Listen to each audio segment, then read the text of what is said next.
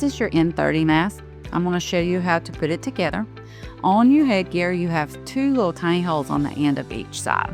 So what you're going to do is you're going to feed the arms of your mask into these holes.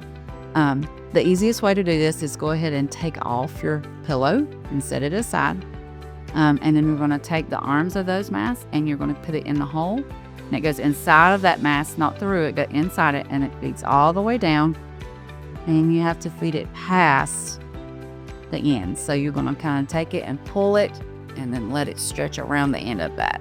So your gray orange should be completely inside that mask headgear. So you're going to do the same thing on the other side. Pull it inside the hole, feed it in. Turn it over, get up, and you can kind of just hold it back with this hand, and then so you can stretch that past that plastic gray piece, and then it's completely covered. You should be able to pull on your headgear and it not come off. You'll reassemble your cushion, and on the cushion it only fits on one way. So if it doesn't fit initially, just turn it the opposite way that you had, upside down, and then it will go right on there. So to fit this mask, what you're going to do is you're going to take it, and you have 2 straps in the back. You are going to get a hold of the bottom strap, put it under your nose, and then just pull it down. The top strap should pull right into place, and it's going to kind of crown around your head. So one on top, one in the back.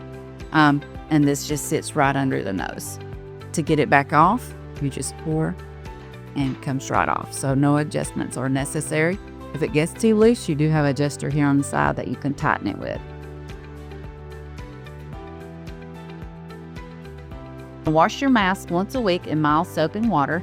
But the piece that touches your nose, you really should wash daily. So you can do soap and water and wash it daily, or you can use a non-alcoholic wipe and just wipe that down, such as a CPAP mask wipe.